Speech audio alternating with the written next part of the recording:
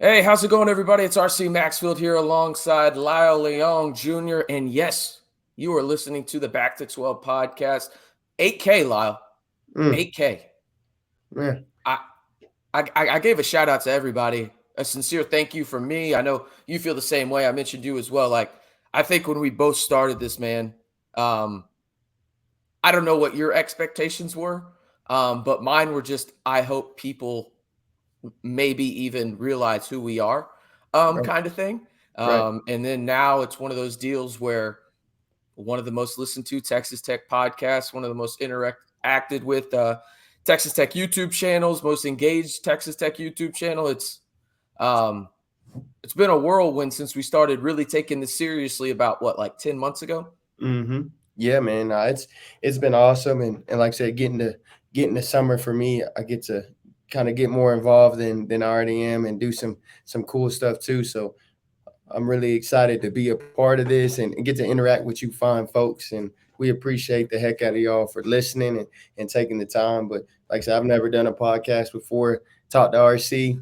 He's like, let's get it going. And like I said, I got to give credit where credit's due. RC, make sure it's rocking and make sure everything's up to date. So I appreciate him for that. But, my expectations would have a good time, talk about something, I love Texas Tech, get talking with my brother and I never thought 8K, and now 10K doesn't seem that far off, which is nuts. It's nuts. Yeah. You know what else doesn't seem too far off? Football season. Mm-hmm. 100 days away, Lyle. A Yeah. 100 days away. It cannot come soon enough with the hype around Texas Tech football. And on today's podcast, we're going to give our top 10 biggest storylines Mm. for Texas Tech football going into 2023. Lyle has five. I have five. But first, Lyle, I got to ask. I know you saw it on social media, and I'm putting you on the spot here because we Mm-hmm. did not talk about this, but I know you saw it on social media. I know you saw Patrick Mahomes show up to Chiefs camp with that Texas Tech on his chest and the Patrick Mahomes logo instead of the Under Armour logo below it. Scale of 1 to 10 for me.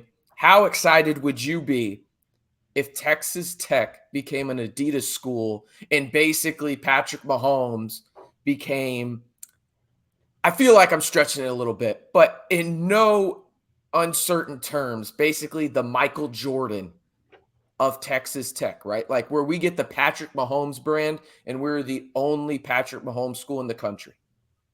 Patty, I'm gonna be honest with you. I love you, man. I love what you done for Texas Oh Tech. no. I'm Oh a big no. fan, but I would be disgusted to see three Oh stripes on my no. chest ever. Oh It's so no. terrible. It is so terrible. Wait, Like wait, wait. Hold on. The logo itself or just Adidas? Adidas, they're poo Okay. cheese. Okay, so I'm good with like tennis shoes, rocking Wow. tennis shoes, but A&M. That's why A&M has not won an SEC championship until they switch out of Adidas. They're never gonna win. If they wanted to win, Adidas on their chest will not allow them to win. What They won't what do it. what what about this? What about this? Hear me out. Hear me out. What about if they don't put the Adidas logo on the Texas Tech chest? Instead, it's the actual Patrick Mahomes logo. Treat it like, North Carolina does with Jordan, right? So you never see the Adidas logo, but you have jerseys kind of like, I will admit, I love the Miami logo or the Miami jerseys. I love those. That's an Adidas program. Um, I I'll admit I like the Kansas ones too, um, personally. But you're saying hard no? I personally, Lyle, I'll be honest, and this is not a shot at Under Armour. Um, but man, please just get away. Like, you know what I mean? Like they do a good job for Texas Tech, but they're changing their thing in terms of their model of business, I guess is probably the best term for it, where they're going more individualized instead of team centric in branding. And so, like, I don't think Texas Tech is going to get a new contract with Under Armour, which personally I'm all for it. Like, hey, let's move on. We've had that conversation before. And me personally, I agree. I think I'd rather have like Nike or Jordan. But if you're telling me that I get to be the school, like the school for the Patrick Mahomes brand, the I know this is going to be taking it, a step too far, and everybody that listens is probably going to say, "Oh, you're a homer." kind of deal. But in terms of strictly talent, the most talented football player of this generation, arguably, and we get to be the first school to do that, albeit with Adidas. I'm telling you right now, I'm signing the dotted line quicker than I take a breath because that would be so impactful for Texas Tech, in my opinion. No, I'm gonna have to disagree right It's there. just because of the Adidas aspect. You just don't like Adidas. That's what it is for It's you. just not he's not there yet. Like Mike came a long way. First off, Mike is with Nike. That's number one. And so he's with Man, someone this that sounds like an Adidas hate. This sounds like no, an Adidas I'm hate. telling you, Mike is with Nike. So that's what puts him over the edge. And Mike has been in the game for a long time. Pat ain't Oh, there. I'm not saying Patrick Mahomes is But Michael no, but Jordan. I'm saying overall branding, he gotta finish out and go and Sure, people sure. gotta There's a lot to he's go. gotta put shoes in the store. People say, man, I'm going to get the new Patrick Mahomes right now. If you Dude, I ask a tried. recruit, have they ever wore Patrick Mahomes? The answer is no. And so I don't to know. me, Real quick question. Real quick question. Do the kids you coach like neon? yeah. Okay, so they like the Patrick Mahomes shoes. There you go. No, I've never heard anybody on my team say, "Hey, man, I'm gonna go get this new Patrick Mahomes." It's not there. You got the Cam Newton was a phase where everybody's rocking the Cam Newtons. If when we get to that phase, then maybe we could do that. But I've never heard any kid ever. We can call Man, one day. I'm gonna get some recruits on here, and I'm gonna ask the quarterbacks not going to Texas Tech. Hey, man, what's your favorite shoe? If you could get any shoe in the world, if we get 10 recruits on here that tell me, and we get one out of those 10 recruits that tell me when the Patrick Mahomes come out, that's what they're going to buy. Then I'm all for that. But like I said, it's just like for me, it's Steph Curry's, not it. I don't care if he won 27 championships. The Steph Currys are not it. They look like dad shoes. And man. that's a problem for us on the basketball team. When we're wearing Steph Curry's, we're destined not to win the championship. We got to get out of that. Got to.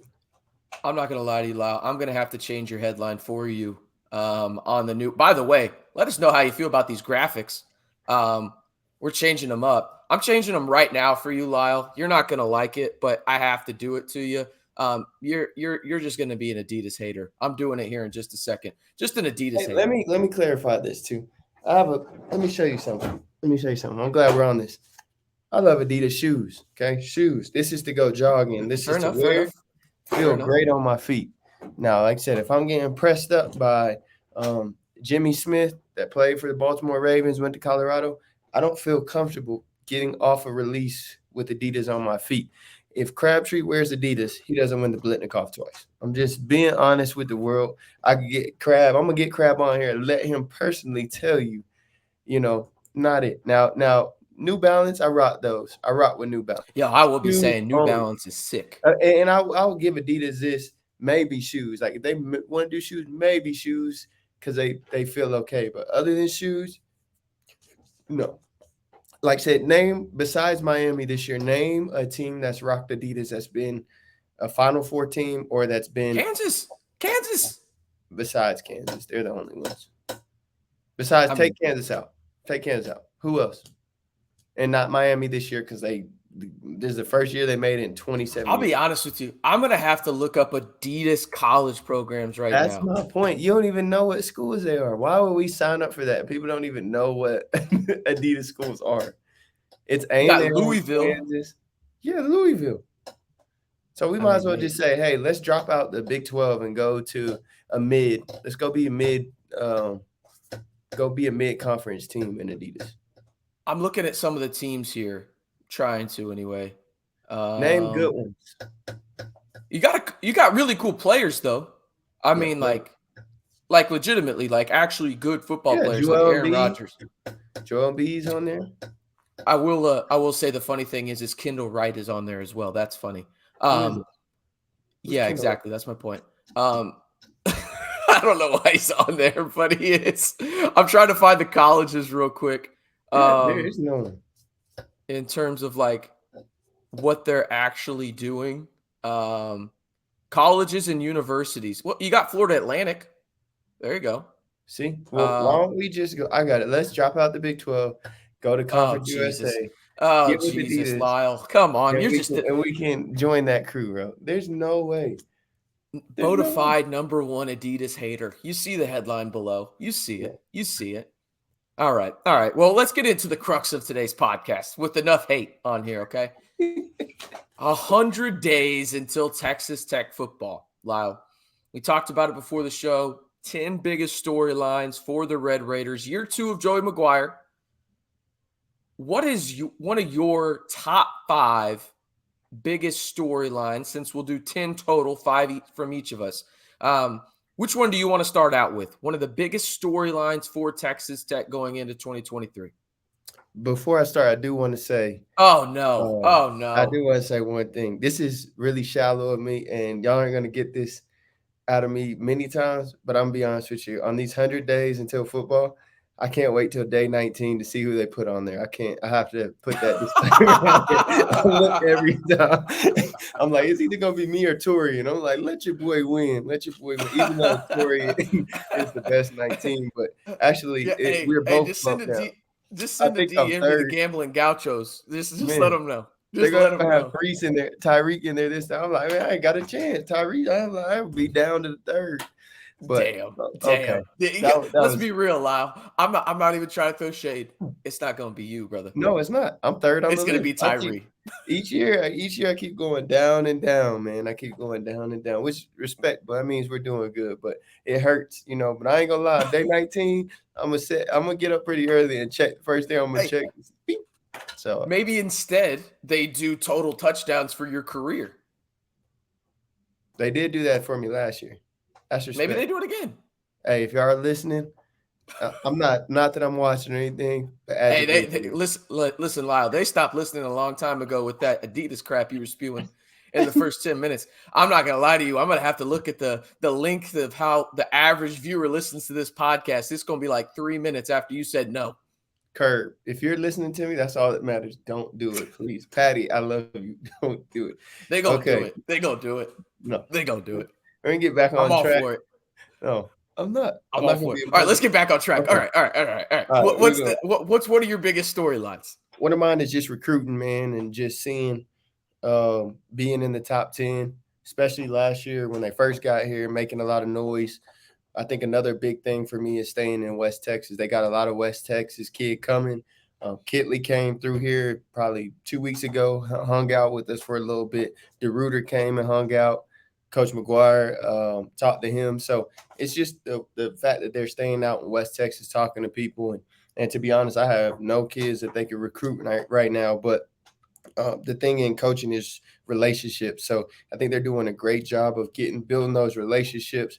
They already know if I ever get a kid that's available, it definitely I'm gonna let the kid make a decision. But I'm definitely, if he asks me, go to Tech on top of the relationships that they have, and also my young kid. I got some young kids that are really really good, and they see uh, they see Kitley out here all the time, and so I think that's one of the things they've done a great job on is not only recruiting in West Texas is building their relationship with these coaches. So we went to the coaches clinic, jam packed with coaches from all over West Texas that wanted to be a part, want their kids to be a part, and Coach McGuire letting these coaches be a part of it. So I don't know exactly where we sat, where we finished off this year in recruiting. Do you know? They finished top 25 or Top top 30, 25. So top 30, which is and a vast improvement for where they've been. right. And we had this conversation, we disagree on it, but I still think it's very hard to recruit to Lubbock if you're not from this area or you've never been around it, especially with the facilities and stuff right now as it is. It's getting better, but if you guys any player that's ever played in at Texas Tech, we're definitely not at the top when it comes to facilities right now. So when It's um, changing though. it's changing. It is changing. I got to give them credit, but previously that's what made it so hard when you come in and you're having a dust storm and there's not that much out here, and Lubbock is growing as well, so that's another. They're getting the right things to help them recruit. But before, why I thought it was so hard to recruit is you come to a small West Texas town that's dusty, that's not a ton to do, and you're not from this area. So it's different. People are different from this area, great people, but it's different if you're not from this area or you've been around, accustomed to it. So to me, the recruiting, and I'm excited with everything going on, how we continue to climb. And as we add on, as we do those type things, how high up we go. Because like I don't know the highest Texas Tech has ever finished in recruiting, but I Yeah. doubt that I doubt I it's believe it was inside the 17 top one year. 20, Yeah, it's somewhere top in there. 17, I think. Yeah. So, give them credit, especially in the short amount of time that they've had to come in and make that stuff happen and figure out the land. A lot of those guys are learning this area at that. DeRuiter was For so sure. lost when he first came in here. He's been up in, he's in Oregon, right? Yeah. And so when he came down here, he was asking me, he's like, Coach, am I here? I'm like, no, brother, you are not here. And this is the direction you want to go. So, I mean, he's trying to figure it out too, as well. So that says tons about a guy figuring out this area to have the impact that they have. And so it's shout out to Coach McGuire and his staff, man. Like I said, I'm just blessed to be a part, call myself a Red Raider, and excited to see what they do.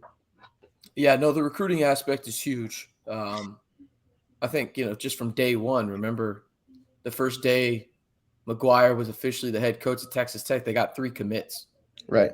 in one day. And Right. so I think that kind of showed the ties. So that's definitely a good starting point in terms of the storylines, because that's going to happen throughout the season too. And if Texas Tech is successful like we think they're going to be this season, recruiting, it won't take care of itself. Yeah.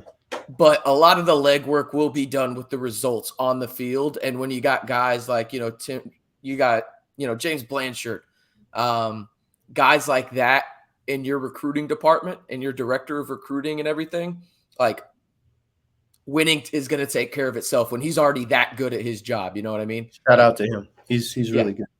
yeah. My Really. first one is quarterback play. Last year you had 3 guys play basically the same amount of games.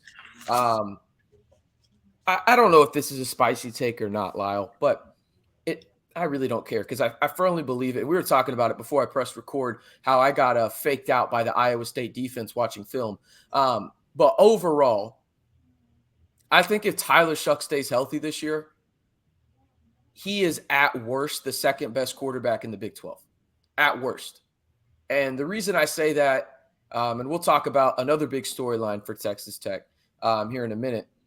Obviously, the offensive line is part of that. But I think for me, is you saw late last season what Tyler Shuck can do, not only in games where he's just absolutely slinging it, right? But he can win in different ways. I think about that Iowa State game, which was one of the most ugly, beautiful games to watch if you were a Red Raider fan, because first and foremost, you just don't win in Ames very often.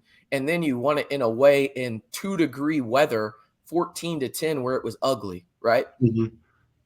But then you see Tyler Shuck and see what he did against Ole Miss, and he can do so many different things. And I think the beautiful aspect of this is he's healthy now. He's going into his 5th year of college football. He's older. He knows the playbook, and that's the biggest deal for me. Is this is the first time in his college career where he will have the same offensive coordinator in back-to-back seasons, right? Like, much more than me, Lyle. Like, you can be doing a lot of the same things, but it's not easy learning the playbook sometimes when that terminology changes, and it's even more difficult for a quarterback. So to have him to be able to go into this offseason, still learning the playbook, obviously, because you never stop learning it, Mm-mm. but to have to not worry about learning something entirely new, an entirely new set of signs, verbiage, checks, whatever it may be, right? He can go in and focus on being that guy and working on getting better with guys like Miles Price, learning those little nuances with your wide receivers, learning those little things you see on your offensive line in terms of, hey, I notice you go left here and use your hands when you probably should just, cut them off with your hips, right? On certain Mhm. plays, right? You learn these little nuances. And again, that goes a lot into it in terms of quarterback play, because they're the one, when it comes down to it, like it or not, they're either going to get all the praise or they're going to get all the blame. And Tyler Shuck, in my opinion, has all the talent in the world to be in that national conversation as one of those quarterbacks that shoots up draft boards next year, because he's one of the smartest quarterbacks Texas Tech has ever had. Simple and plain. He is a really smart dude. And I think it really all just comes down to health for him. And if he stays healthy, Lyle, I think he is a top 2 quarterback at worst in the Big 12. Yeah, no, that was actually my second. So I'll just lead right on there. And it's the same with me, man. Quarterback is the most praise. They get the most praise. They get the most hate. It's the hardest position, but they also need the most people to be successful too. So Mhm. uh, I definitely want to say, like, each one of these quarterbacks, Morton, great quarterback. And I don't say that very often, but I think he's a really, really good quarterback as well. They have different strengths to me that they're better on. More, Shuck's going to be more in the pocket, and yeah, he does the option, and that's just what he sees. He's smart enough to see that audible and call that. But Morton's more of a guy that can, to me, is more mobile than Shuck, and I think for both of them, it's the same thing. It's injury. Can they sustain injury? Both of them.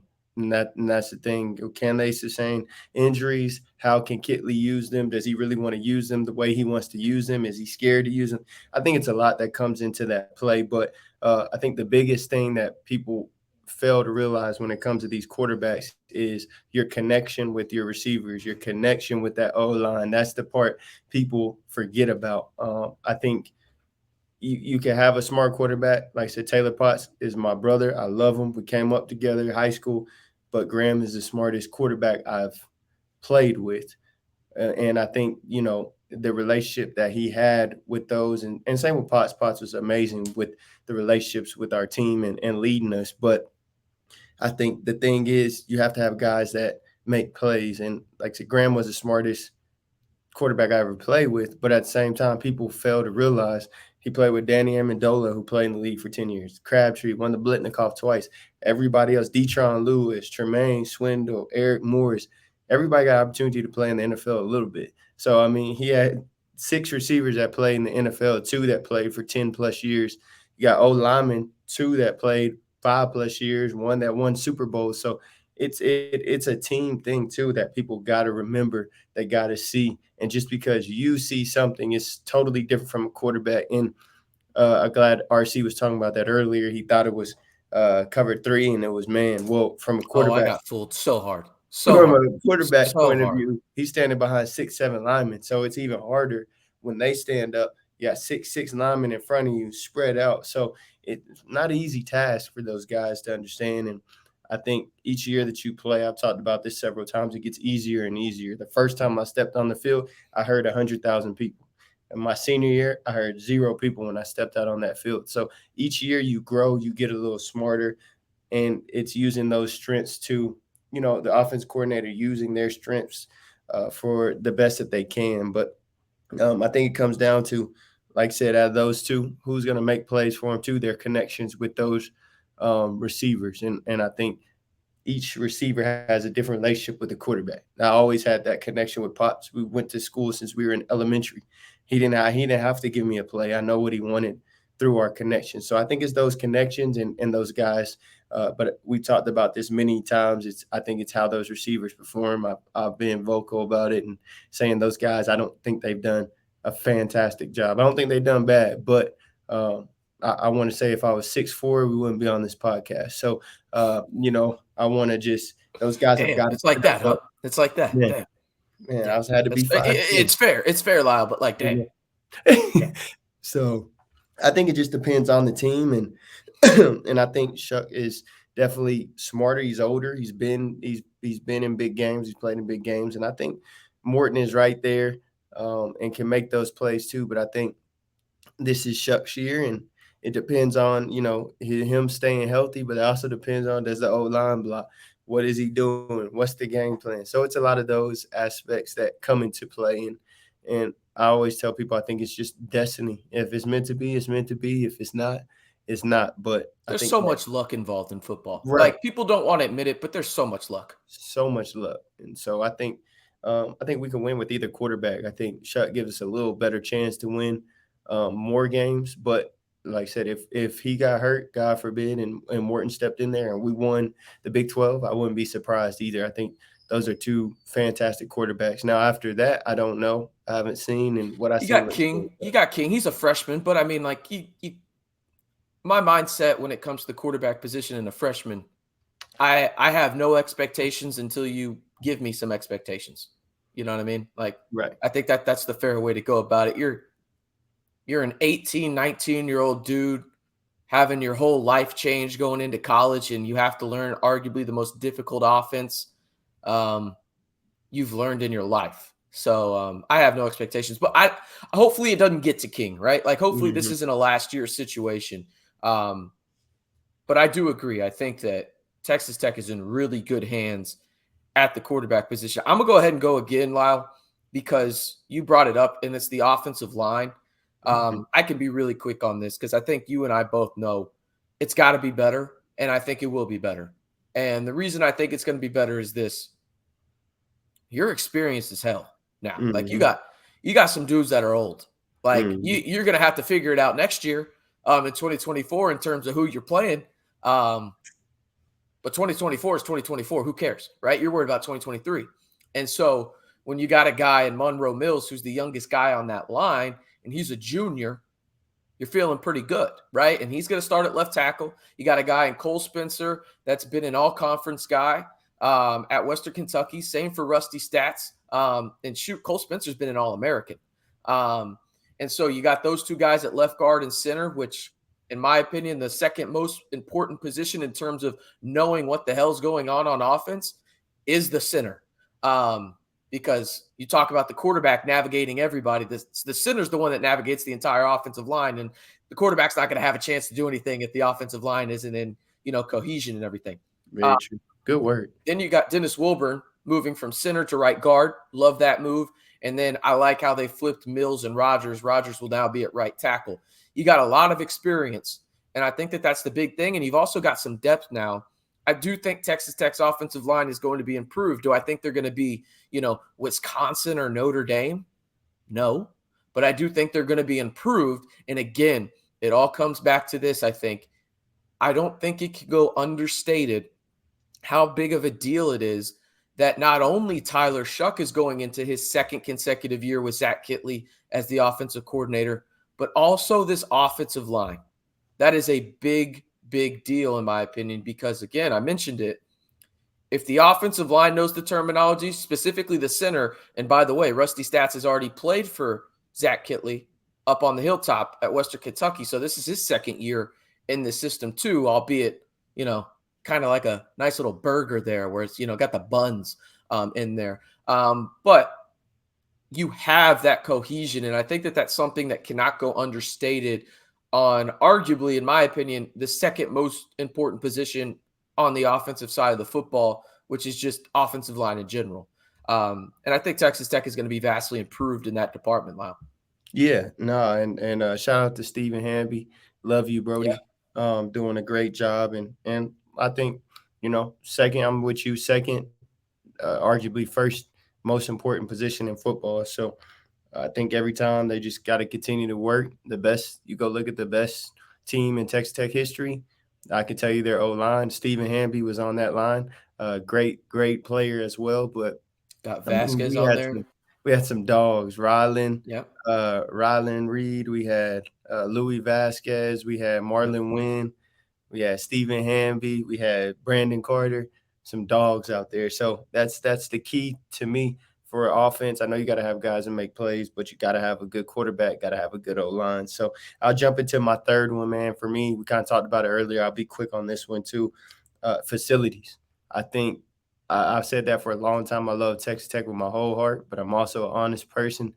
I think before we did this renovation, Texas Tech was probably from original Big 12, 10th out of 12 facility wise, in my opinion, of all the places that we went. I mean, we stayed in some places. Their away locker room was nicer than our home locker room. So I know everybody hasn't been down there, but if you haven't, they're wooden lockers. I It's mean, not a great look. Yeah, it's it's not not a a great great look. look. It's not a great look. So I think building these facilities, and I don't want to speak too much on it because I probably know some stuff I'm not supposed to say, so I won't say too much. But the new facilities that they're building is going to be phenomenal, outstanding from the locker room and what they're doing to recruits to coming in to the kids. I mean, it's going to be phenomenal. To the new locker room that they're building downstairs, to some stuff that they're going to do for some alumni, which to me is huge. that they're going to take care of people that have played and kind of put into that. And so we've kind of seen with their cafeteria what they're doing. I tell people we used to go eat up at the top of the Man, stadium after practice, and we go and we had to take an elevator 27 floors up after practice after being tired. We get steak one day, the next day they chop it up and add some onions, the next day they chop it up and add gravy. And so these kids are getting, fresh steaks every day, and they could get whatever they want, PF change for snacks. And so they're doing a great job. And these kids, I mean, they deserve it for everything they're getting. But to me, once these facilities shift with Lubbock growing, and like I said, I live in Levelland, so I'm not in Lubbock. But every time I come, it's something new. I've almost wrecked 27 times. Like, where did this come from? Looking around. So the city of Lubbock growing and these facilities, it's going to be tough when they come yeah. and they see these new facilities. No, for sure. I think that it's one of those things where I think people truly don't understand the impact of facilities. Yeah. And I get it. It's hard to quantify that, right? Like, technically, it doesn't win you football games, right? Like, a nice building doesn't win you a football game. It doesn't, score that fourth quarter touchdown. But what it does do is get the kid there that will score you that touchdown, Amen. right? That's what it Mm. does. It's a trickle down effect, right? Yeah. And again, it's a lot of money. But when it comes down to it, is this: you are in an arms race, and I'm not trying to be a Debbie Downer because this is going to be one of the nicest facilities in the country. The crazy part about this arms race, though, is, Lyle, as soon as that facility opens, it's outdated. It's wild. That's just how it works. But you're right. I've been down in that locker room a couple times, more than a couple. Holy crap! It's like It's a a dungeon. log cabin at a Yeah. lake in a horror movie. Yeah, it's like Saw 7. Yeah, Saw it's like, 7, by the why way. are we doing this? Yeah. And this new one from the renderings, obviously none of us have seen it. It's not constructed yet, but the renderings, that'll play. Right? So, like, I do think that is a big deal, right? And you talked about the nutrition aspect of it.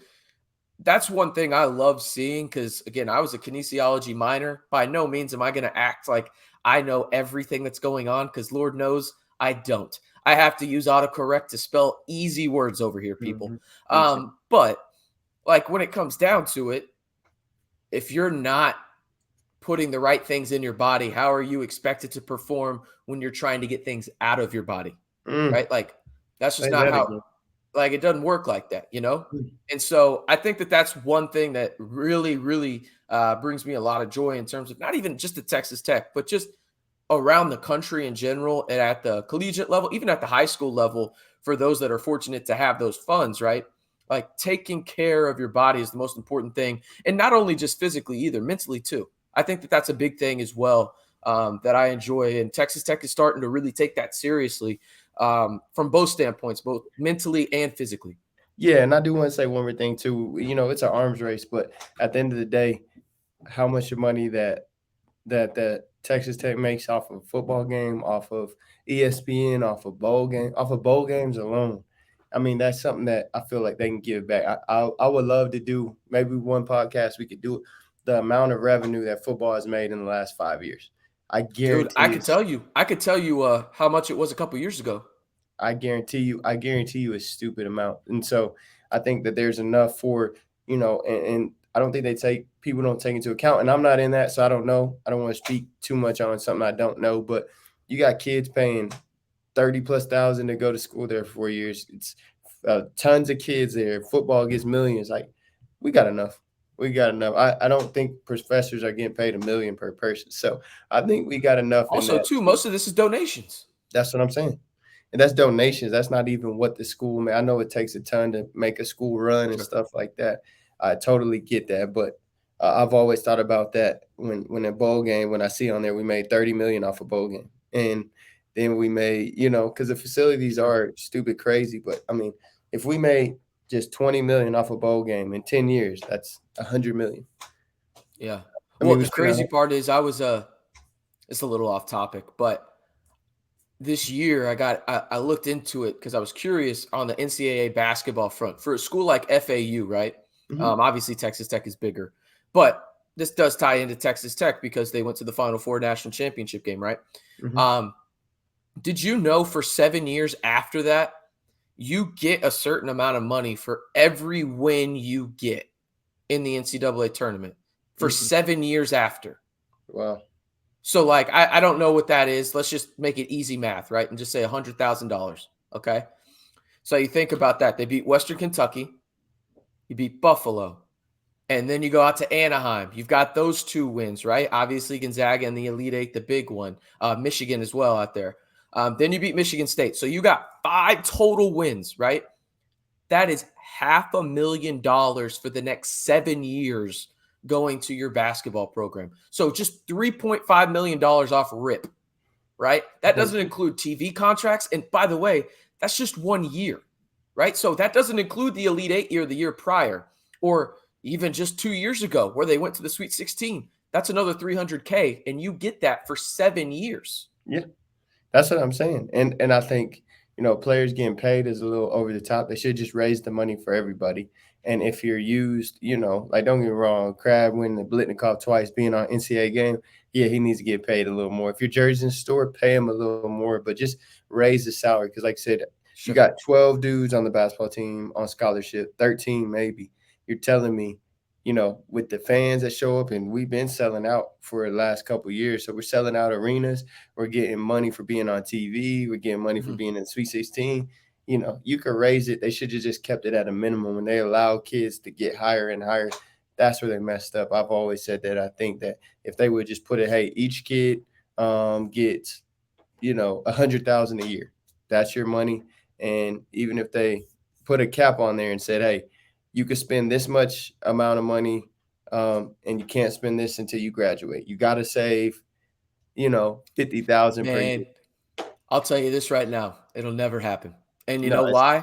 I got 4 letters for you. Technically only 3. NCAA. They do nothing. The NCAA does nothing. let you cheat though. They'll do something then. Oh, yeah. Well, unless you're certain schools. Then they'll just slap you on the wrist and True. then give the punishment to another school. Looking at you, Kansas and Oklahoma State. Sorry, Cowboys fans. That's just disrespectful what they did to you. Anyway, speaking of disrespectful, I think it's going to be disrespectful how good this Texas Tech defense is. You return 8 of 11 starters. 2 guys in Hutchings and Bradford anchor the D-line, right? You think about some of the guys you're bringing back in the secondary. You've got, Malik Dunlap. You've got Rashad Williams, who's coming back from surgery but should be good to go for the season, right? You got guys like Rabbit out there, right? You've got guys that have meaningful, impactful snaps at the Big 12 level, right? Like, we're not talking about no transfers in here. But then let's just say we are talking about a transfer. Steve Linton, for example. You got a guy like him. And then you've got some guys like CJ Baskerville, right? Lyle, I get that the linebackers are probably the biggest question mark. And to me, they're actually not that big of a question mark because you didn't have a guy like Isaac Smith this spring. He was out, who had a big bowl game against Ole Miss. You didn't have a guy like Joseph Adedire, who's going to be a big, impactful guy on the D-line. Again, not a linebacker, but he can drop back into coverage a little bit. Right. I think for me, I'm not as worried about the linebackers because, again, Josiah Pierre shifts into that Mike linebacker role. And the question I start to ask now when it comes down to this team in terms of the defense is, this is the best overall Texas Tech defense since ? Like, I'm thinking back to the days you were playing, like, in terms of like experience level, like proven impact guys, right? Like, and how many they have. Like, I can't think of as good of a Texas Tech defense since at least 08, 09, like that range. And I think it speaks volumes because you lost. And by the way, read that down below Lyle right there before I say this, the best number 19 in TCU history. All right. You lost another 19 in Texas Tech history in Tyree Wilson. Okay. But the best one is on this podcast. Y'all better remember. You replace him, though, with a guy like Steve Linton, a guy that's going to step up a little bit more this year, and Miles Cole, right? It's crazy to me that you could lose a top 10 draft pick, Lyle, and a guy like Reggie Pearson, who I don't think people are talking enough about. You lost him to Oklahoma, right, in the portal. And I think your defense is better than it was last year. Like, I think it's better. Mm-hmm. Yeah, I think definitely too is just size. Going to watch, this was actually my fourth, so I'll jump right in with you. But the size of the defense, especially on that front line. My offensive coordinator, his name's Marlon Wynn, played at Tech. He's 6'6", Never heard of him. big guy. Who's he? Big guy. We're at the spring game. He He said, play "Dang, college football or something? Who's that guy? He said the defense is huge, and so to hear a 6'6" man tell you that somebody else is big made you sit back and think, man. So I think too, honestly though, with the defense, I think it's just been a shift. I think in the past we've been more of a safety school. We had Darcel McBath go second round. We had Slay. We had cornerbacks like Jamar Wall played in the league Even and linebackers too. linebackers. We had those. So I think this is the first time it shifted to the D line. I think the strong point of this defense is the D line, and I think we have people to come in. I think that's been the biggest thing that takes Tech too is just depth. Our first guys have always been, great dudes that could play. Darcel McBath, second round draft pick. I know because he was on the team. Now after him, we had some good dudes, but it was a drop off. So I think this D line is able to. What is going to make them better is they have the cats, and then they can sub somebody in, not miss a beat, and then turn around and continue to go. So I think that's it for them is just the depth on that, and that they can continue to sub and continue to have fresh legs. So I think that's what makes the difference when they are able to sub and do all that stuff.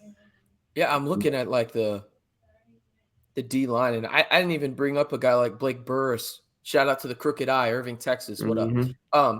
But he had a really good spring. Mm-hmm. He's a guy that's going to be on this two deep, in my opinion. And they You're didn't even looking play at some of those starters at the spring game, and they exactly. still look huge. They didn't need to. Mm-hmm. Like, for example, Isaac Smith, he did not play at all this spring because of injury. And he's a guy that can kind of do both. He can be that.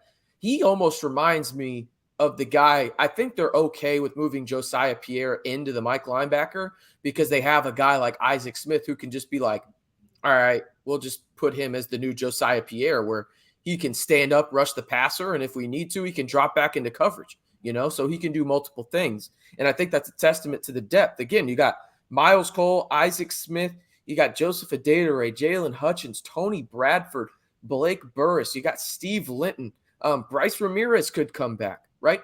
Mm-hmm. You've got Dylan Spencer, a freshman a four-star freshman that I think could make an impact on the two deep, right? Mm-hmm. Like, there's legitimately 7-8 guys on this defensive line or that can play on the defensive line that could make an impact. And I didn't even mention Banks. I think Banks is going to have a solid year. So you got 9 guys, and Quincy Leggett is there too.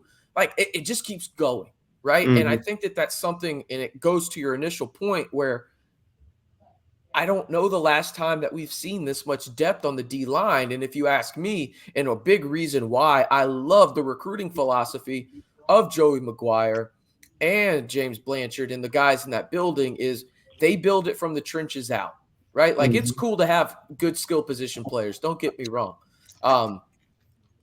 But you can't get the ball to those skill position players if you're not winning in the trenches. It's that simple, right? No, like it doesn't matter. And so that's one thing that I love that they're doing in terms of the recruiting aspect of this. And it's not even just recruiting anymore. They coach them up. Like, shout out to Coach Finch. Shout out to him. Shout out to Finch. Yeah, TCU, yeah. I know Lyle was just trying to get like a gnat or something there, but it sounded like a round of applause. I do want to say too, I know this is about Texas Tech, but Coach Finch is a TCU finest. Dude I grew up with, like a big bro, told me he had the best feet he's ever seen as a D-line. So I want to shout out the coach, TCU's finest. They call him Sweet Feet. Y'all didn't hear that from me, but, they got the best feet ever, they say. I think he's good at two-stepping. Oh, yeah. Brother can two-step. I don't know how to two-step, Lyle.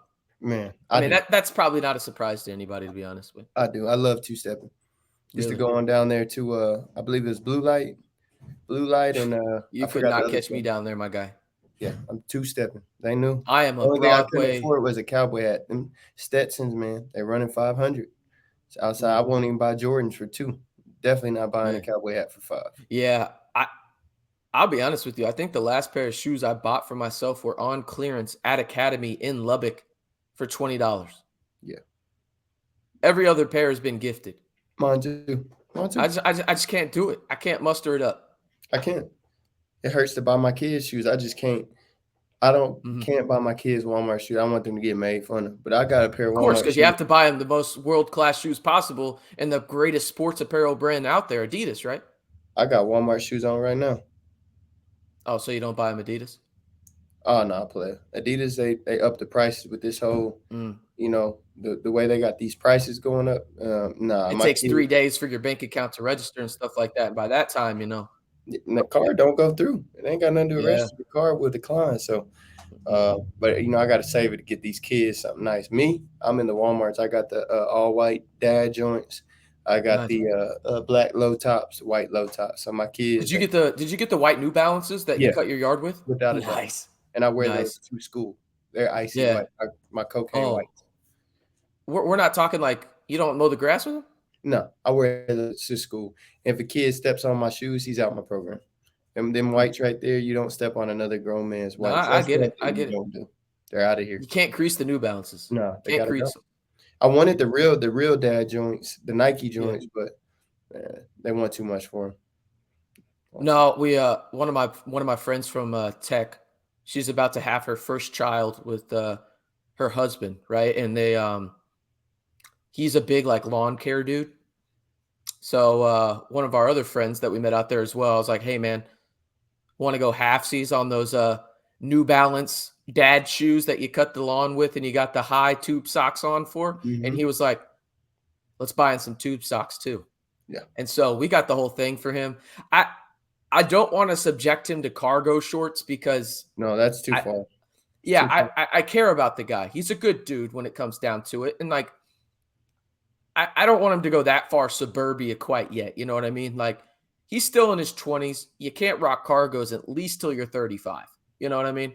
At least. Mhm. And then to me, it's a little bit questionable. I think you got to have at least one kid in high school before you rock cargos again, you know?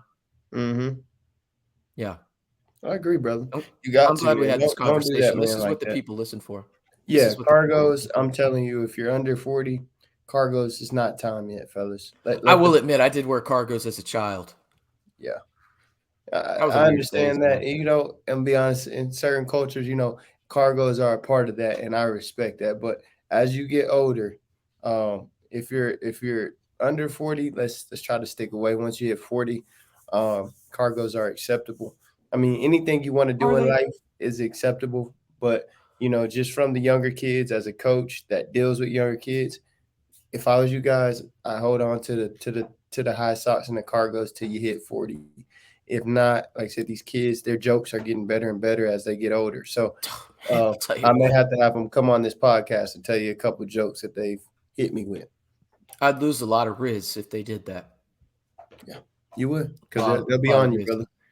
Yeah. They'll be Yeah. on you. And for those that don't know, Riz is well, to be honest with you, I'm not entirely sure. But I will say this. That was the worst transition I've ever had on this podcast, but here we go anyway. Yeah. Real legitimate hype. That was one of the top 5 storylines I have on my side. And the Joey Maguire effect is real. Like simple and plain, it's real. And listen, hype does not win you football games. It doesn't. It doesn't win you football games. But damn it, I'll tell you this. It's a sure hell of a lot of fun. Um, Yeah. and I think the nice thing is Joey Maguire has backed up that hype with results on the field, albeit 8-5. That's still one of the best seasons Texas Tech has had in the past, 15 years? Yes. Um, and so you think about that. That was in year 1, right?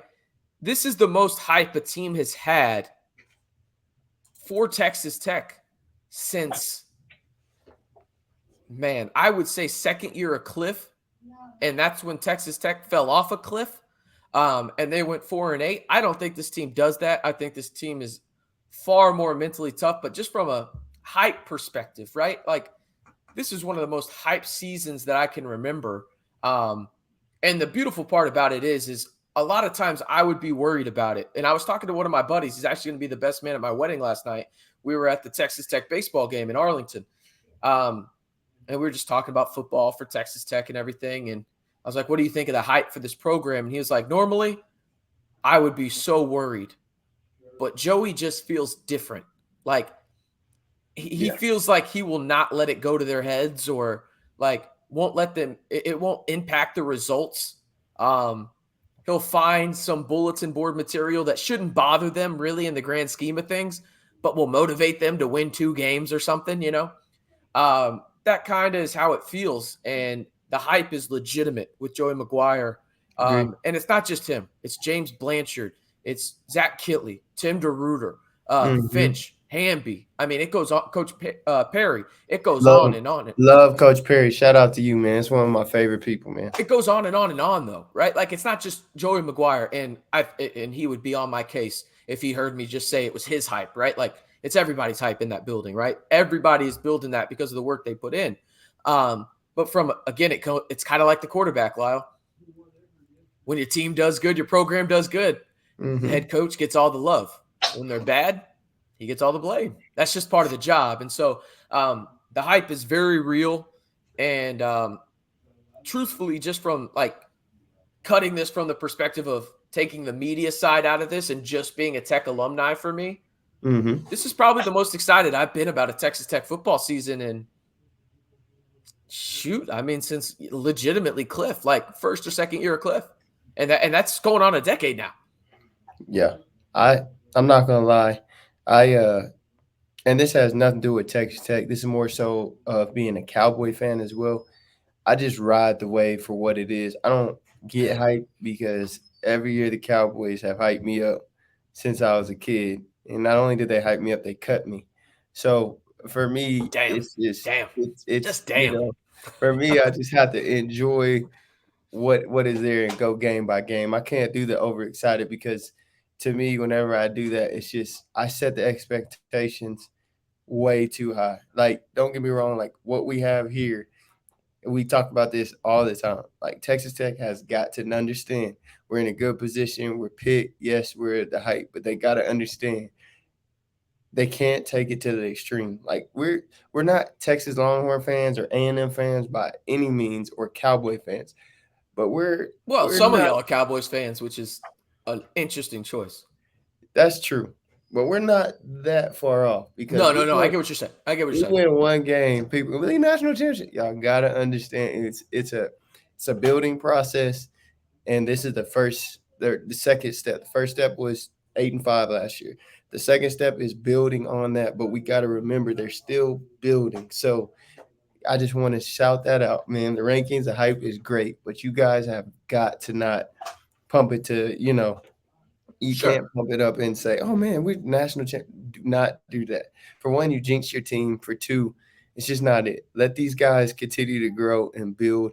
And like I said, getting the hype up is great, but at the end of the day, it comes down to performing. So y'all got to remember that, and that comes from coaching, that comes from players performing, that comes from incidents off the field, that comes from players getting hurt. There's a lot of things that come with that. So yes, the hype is real and that's great and it's cool to be picked up there.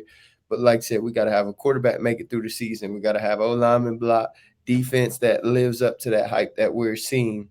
They still have to do. And coaches had to put them in that good position, but players have to play. I can't stress that enough. Um, Lyle, you're gonna hate my last point. I'm telling you I right can't now, stress you're that gonna enough. hate it. So I'm gonna let you say your last one. Because No, that I'm was telling my you this. last one. Just Oh, the that hype, was. the rank. Yeah, just Oh it, Jesus! I'm it's throwing all what you just said out the window, brother. I don't give a damn. I don't give a damn. I don't give a damn. Nothing. Doesn't Go matter. ahead. Hit me with it. Hit Yeah. me with it, RC. Let me see what you talking Big about. 12 title aspirations. Okay. I am a realist. Okay. But Lyle, I'm saying right now this. Okay. I am a realist. I try and I pride myself on being realistic. Right. If Okay. I if I'm being realistic, I think Texas Tech goes 8-4. If I'm being realistic, Okay. pardon my language. I hope there's no children around. Fuck that. All right. Big 12 title aspirations, okay? You got them. And you know why it's realistic here is because of what we just talked about earlier. You've got 18 of 22 returning starters, right? The momentum you built off last year, right? You're going to have a true test for the first time, like a legitimate test in the non-con for the first time in a really long time. Like, and Ever. I'll throw shade at Houston. Houston's not a real test. They're not. Like they're a fun team to play because, well, not anymore. They're in the conference. It doesn't matter. But they were a fun team to play when they were not in the conference, right? Like you had that little, I don't know if it was a rivalry. It was just whatever. Yeah, it was But hate. It was hate. yeah, you've got Oregon on the schedule this year, right? Like I'm telling you right now, people, Oregon is a top 15 team at worst coming into Lubbock, Texas on the second Saturday of the season. And I'm telling you right now, Lyle, people aren't going to like this, and that's fine. You better pray that is a 2:30 kickoff. Hear me out. You think the Oregon Ducks up there in wet and cloudy, cold Eugene, Oregon are going to be ready for a 95-degree kickoff on September 9th in Lubbock, Texas? Give me a 2:30 kickoff, put them in the sun, let the Ducks baste on the other sideline, and let's see what happens, right? I know you're shaking your head. I'm all about it. You have to do night games. We're undefeated in night games, big night games. I get it. But here's the thing. I don't think you're going to be a night game. And the reason being is this. This is not a knock on Texas Tech. This is just how the media is going to portray it. That could be, let's just say hypothetically, Lyle, that's a top 15 matchup, Oregon and Texas Tech. I don't think it's likely, but let's just say it is. It doesn't matter. You're going to be the second best game of that day in the media's eyes. Who's the first one? Texas, Alabama. Oh, yeah. They're going to put that game higher. But they might get both there because this is a big storyline. Media is a storyline. Hey, this is Chuck. He came from – this is a big storyline as well. So they might hype it up. Texas, Alabama is a big one, but – I think if we're being honest about it, I think probably what happens is Texas and man, I really ABC, think ESPN. I'm thinking they're like the 11 a.m. game, like they were last year, Texas and Alabama. I think that they're the 11 a.m. game. But I'm telling you right now, from just that strict game perspective, you want that to be 2:30. I get the night game aspect of it, but Oregon cannot prepare for 95-degree heat. They can't. They just can't. Like, you can't until you're in it, right? Respect. And then you bake them on the sideline because you know how the shade works. Texas Tech will be in the shade by 3:30. Oregon's going to be roasted. They're going to be basting ducks over there. No pun intended, right? And so that's going to be your first true test. And I'll say this, and I've said it since I saw the schedule come out. I truly believe, Lyle, that Black Friday game against Texas, the last game of the regular season, that is for a spot in Arlington. Yeah. That is for a spot in Arlington. And I will say this, the only reason I am picking Texas is because it's a home game for them, right? Like that's it. If it was in Lubbock, I'd pick Texas Tech. It's really that simple, right? But I'm telling you right now, the Big 12 title aspirations are very real. They should be real. I'm not trying to blow this over the top. The only reason I'm doing this is because I truly believe the Big 12 is wide open this year. And if you are to do it, this is the year to do it with your senior leadership, 18 of 22 returning starters from both sides of the football, right? You've got the key positions coming back in the quarterback position. You can get to the passer. You went out there. Sure, losing Tyree is a big deal, but you got depth there now, as we talked about earlier. If it's going to happen, it's going to happen now, right? Like, and if it happens now, Lyle, again, please make sure your children are not around. I'll be damned. The Big 12 is going to be absolutely you know what with Joey McGuire. And again, I'm not trying to overhype this or anything. Just realistically, right? Like, this is a perfect example. People are not going to like it, but here we go. Northwestern, Lyle. Texas Tech is not Northwestern. They're not. But hear me out. Why is it that Northwestern every 4 years is playing in the Big Ten title game? Because when they get their seniors there, they win, right? It's like every 4 years they just churn guys out, right? Seniors and experience win you football games. True. That's just the truth. In any sport, Right. it doesn't matter, right? Right. Texas Tech is as old as it gets, right? Like legitimately, this is the last year for some of their COVID guys. This is as old as it gets. Your secondary has NFL type guys. Your defensive line has NFL type guys. Your offensive line has potentially 1 or 2 NFL type guys. You've got some solid wide receivers out there. Your tight ends hopefully are healthy. But the most important aspect of this is you have 2 quarterbacks that have been proven to be able to win in the Big 12 in their second year with one of your good friends, Zach Kittley. And you've got the defense coming back with Tim DeRuyter, right? And you've got a guy in Joey McGuire. We saw it last year, and I don't know why this year would be any different. He's willing to roll the dice. And what did we talk about earlier? Listen, you can prepare all the hell you want during the week. When it comes down to it, it's about the Joes on the field. And sometimes the Joes don't even dictate what goes on in a game. It's a 4-letter word, and we'll replace the F with an L, luck. That's what it comes down to. But if you give yourself a little bit more opportunities on 4th down, you got a higher chance of luck. And Texas Tech probably won a game last year, maybe 2, off of, hey, we rolled the dice on 4th down. We scored. Boom. That's the difference in the game, right? They're not afraid to do that. And I think in a wide open Big 12, because if you ask me right now, I probably would say Texas is the most talented team in the Big 12. That shouldn't be a surprise, right?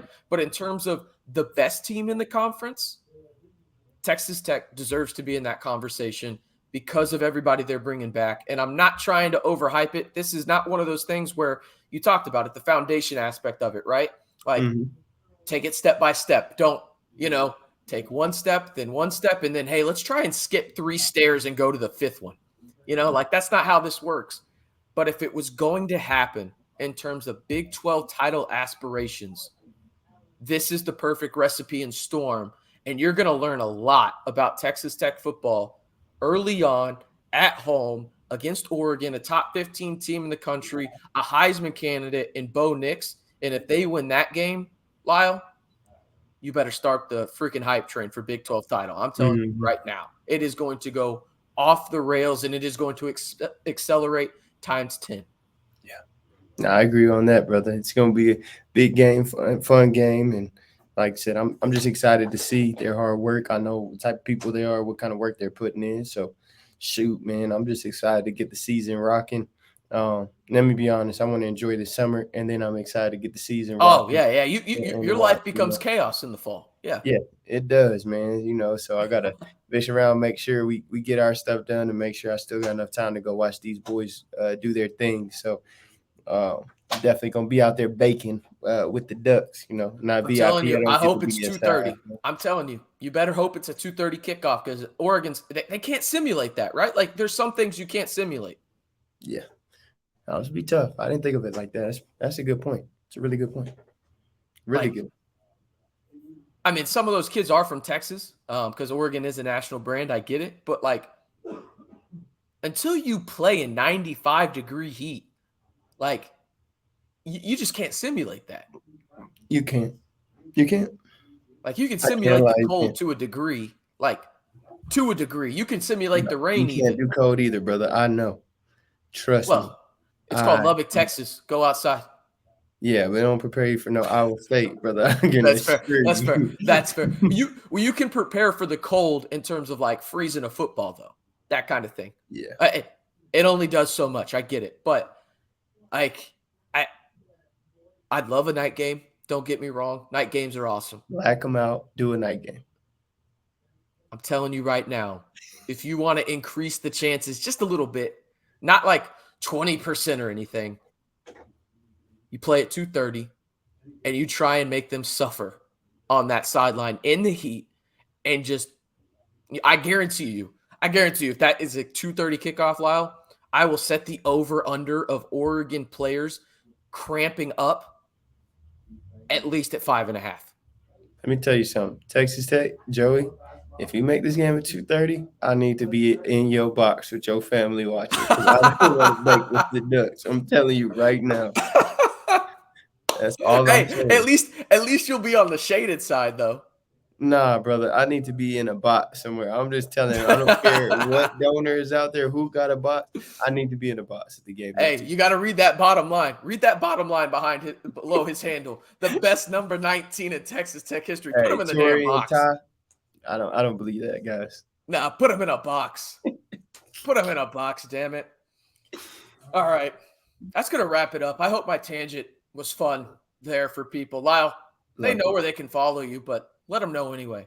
Hey, man, follow me at Coach LLEONG, and you can find the great. It's right there. Right. Well, oh, I pointed the wrong direction. Oh, I'm yeah. sorry. I'm trying to learn these graphics, people. It's like opposite, but it's yeah. right there. Let us know about these graphics. Oh, Should we cool. change them up? Add a couple more? I'm the leader of the khaki hat crew. People in my friend group, Lyle, they always make fun of me for wearing khaki hats. So I'm just going to embrace it at this point. But you can follow me at RCMB323. Follow him at Coach L. Leon. And then, obviously, hey, he's the best number 19 in the history of Texas Tech University. Okay? There's no debating. Now, I will say, Lyle, if you wore number 5, that'd be tough. Yeah, I close second. But you didn't. You didn't. So the best number 19 in Texas Tech history. He's Lyle Leon. I am RC Maxfield.